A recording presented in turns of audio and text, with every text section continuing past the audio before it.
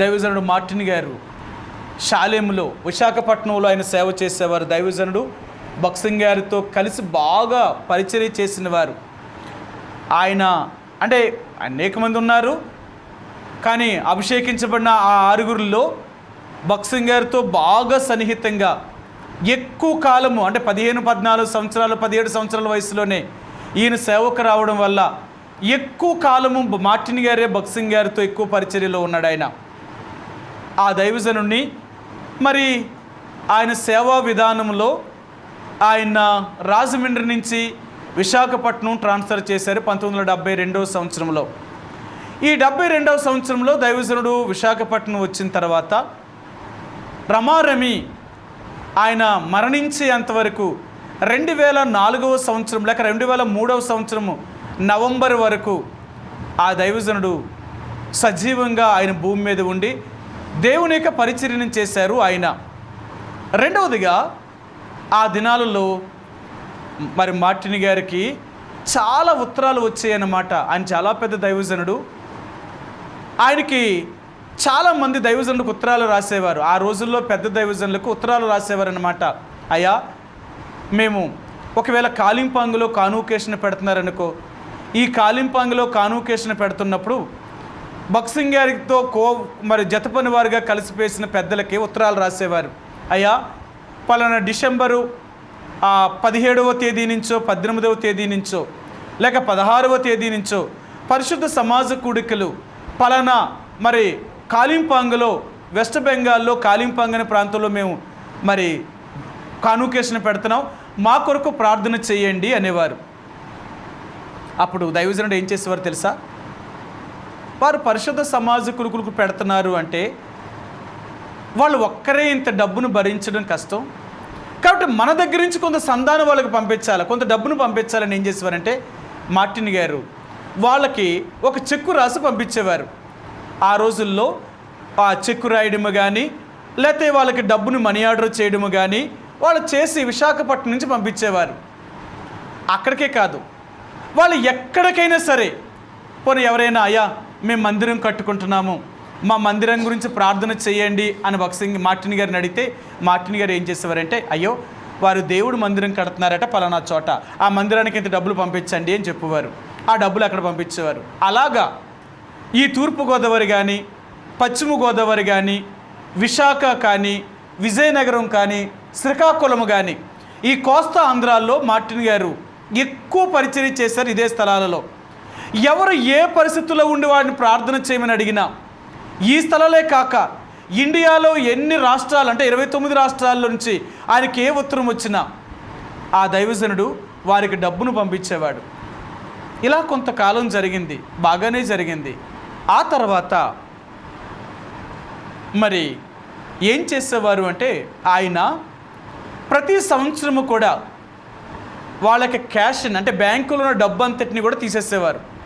ఆ రోజుల్లో వారు షాలేం ట్రస్ట్ను ప్రారంభించారు కాబట్టి షాలేం యొక్క ట్రస్ట్ ఎలాగుండేదంటే ప్రతి ఆదివారం వచ్చిన డబ్బునేమో బ్యాంకులో వేయాలి, వేసిన డబ్బును మళ్ళీ బ్యాంకులో నుంచి తీసుకోవాలి. ఒక ట్రస్ట్ ఫామ్ చేశారు కాబట్టి ఆ ట్రస్ట్ మూలంగానే జరిగేది. సంవత్సరం వచ్చేటప్పటికి ఖర్చు పెట్టే డబ్బు అంటే వీళ్ళు తినగా వీళ్ళ పరిచర్యకి వాడగా ఇంకా మిగిలిన డబ్బును ఏం చేసేవారంటే ఆ డబ్బు అంతటిని ఒకసారి తీసేసి ఎక్కడెక్కడైతే అవసరతలు ఉన్నాయో ఏదైతే సమస్యలు ఉన్నాయో ఆ డబ్బు అంతా వాడేసేవారు. ఇలా వాడుతూ వస్తున్నప్పుడు కొన్ని రోజులకు ఏమైందంటే మార్టిన్ గారి మీద అక్కడున్న సంఘ విశ్వాసులు తిరుగుబాటు చేశారు. ఏం చేశారు అంటే మన డబ్బుని ఈయన ఇష్టాసరిగా ఖర్చు పెట్టడం ఏంటి, ఇది మన డబ్బుని ఆయన ఖర్చు పెట్టడం ఏంటి, మన ఇష్టం అన్నారు. ఆ రోజుల్లో మరి మార్టిన్ గారు ఆ షాలేం ట్రస్ట్ ప్రేయర్ హౌస్కి ఆయన ప్రెసిడెంట్గా ఉన్నప్పుడు వైస్ ప్రెసిడెంట్ ఉండేవారు, సెక్రటరీ ఉండేవారు, క్యాష్ అంటే మరి బ్యాంకులో నుంచి క్యాష్ విత్డ్రా చేయడానికి క్యాషియర్ ఒకరు ఉండేవారు. ఇలాగ 5 సభ్యులు ఉండేవారు. కాబట్టి ఈ 5 సభ్యులతో జరగాలి. ఆ రోజుల్లో విశ్వాసులు అంటే పెద్దలైన వారు ఏం చేశారంటే చెక్కు రాయమంటే చెక్కు రాసేవారు కాదు. రెండవదిగా మరి క్యాష్ అంటే ఈ యొక్క మరి ఆ రోజుల్లో బ్యాంకులో డబ్బేసి బ్యాంకులో వేయడానికి చూసే వ్యక్తికి ఆ క్యాషియర్కి ఆ బ్యాంక్ డ్రా చేయమంటే డబ్బును డ్రా చేయమంటే డ్రా చేసేవారు కాదు. ఏంటా అని మార్టిన్ గారు వాళ్ళందరినీ మళ్ళీ ట్రస్ట్ మీటింగ్ పెట్టి, ఎందుకు మీరు ఇలా చేస్తున్నారు, నేను చెప్పినట్టు మీరు ఎందుకు వింటలేదు అని అడిగాడు ఆయన. అప్పుడు వాళ్ళందరూ మార్టిన్ గారి మీద తిరుగుబాటు చేశారు. మా డబ్బును తీసుకెళ్ళి నువ్వు వాడడం ఏంటి, వాళ్ళకి పంపించడం ఏంటి, వీళ్ళకి పంపించడం ఏంటి అని మార్టిన్ గారి మీద తిరుగుబాటు చేశారు. అప్పుడు మార్టిన్ గారు అన్నారు, అది మీ డబ్బు అని ఎవరు చెప్పారు అని అడిగారు. మరి మేము వేసే ఆదివారం సందా మా డబ్బు కాదా అని అడిగారు. మీరు ఎవరికి వేశారు? దేవుడికి. మరి దేవుడి డబ్బును దేవుడి కొరకు ఉపయోగించకపోతే మీకోసం ఎలాగ ఉపయోగిస్తాం అని మార్టిన్ గారు ఎప్పుడైతే వాళ్ళని ప్రశ్నించారో అప్పుడు నుంచి తిరుగుబాటు చేయడం మొదలెట్టారు. ఇది మా సంఘం, ఇది మా డబ్బు, మా సంఘము మా డబ్బును మేమే ఉపయోగించుకుంటాం, నువ్వెవరో మాకు చెప్పడానికని అక్కడి నుంచి మార్టిన్ గారి మీద కక్ష పెట్టుకొని, ఎలాగైతే ఈయన లొంగడు, ఈయన ఎలాగైనా బయటికి పంపించాలి అంటే ఈయన మీద నేరారోపణ మోపాల. అందుకని ఏం చేశారంటే మార్టిన్ గారి కుటుంబంలో ఉన్న విషయాలను బయటికి తీసుకొచ్చారు. నీ కూతుర్లు, నీ కొడుకులు ఇలాంటి వారు అని రిమార్క్ తీసుకొచ్చారు. ఇంకక్కడి నుంచి ఒకటి కాదండి, ఎందుకంటే ఇంక నిందలు తప్పు పట్టుకోవాలి అనుకుంటే ప్రతి దాంట్లో తప్పు పడతారు కదా. ఇలాగ వాళ్ళ తప్పులు ఎన్ని తప్పులు పట్టుకున్నారు అంటే, ఎన్ని తప్పులు ఎంచారంటే ఆయన చేసినవి కొన్ని అయితే చేయలేనివి కొన్ని ఇలా మోపి భయంకరంగా మార్టిన్ గారిని వేధించారు. ఆఖరికి షాలేము ప్రార్థనా మందిరం నుంచే బయటికి పంపించేశారు ఆయన్ని. ఎందుకు అంటే వాళ్ళు ఏం చేశారు అంటే, మా డబ్బు, ఇది మా డబ్బు అనేది వచ్చేసింది వాళ్ళకి. అది దేవుడి డబ్బు కదా. దేవుడి డబ్బు అనేది దేవుని యొక్క సేవకుడు ఎక్కడైనా వాడొచ్చు దాన్ని. ఇక్కడే దేవుని ప్రజలు లేరు, ఎక్కడైనా ఉన్నారు దేవుని ప్రజలు.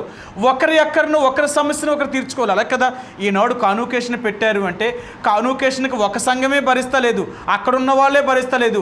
అనేక మంది దేవుని ప్రజలు అనేక స్థలాల నుంచి వచ్చే వాళ్ళందరూ కూడా కాన్వకేషన్కి వాళ్ళ వంతు సహాయం వాళ్ళు చేస్తూనే వస్తున్నారు.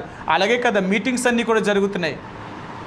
ఏ పరిశుద్ధ సమాజ కూడుకులు పెట్టినా, ఏ స్పెషల్ కూడుకులు పెట్టినా, ఎటువంటి ప్రత్యేకమైన కూడుకులైనా, ఇలాంటి కూడికలన్నిటిలో దేవుని ప్రజలు ఆయా స్థలాల నుంచి తీసుకొచ్చిన డబ్బునే వీరు ఉపయోగించి వాడారండి. అంతే తప్ప ఎవరిది సొంతంగా ఎవరింట్లో నుంచి తీసుకొచ్చి పెట్టింది కాదు. అలాగ నేర్పించారు ఆనాడు దైవ సేవకులు. కానీ ఈరోజు ఏం చేస్తారు?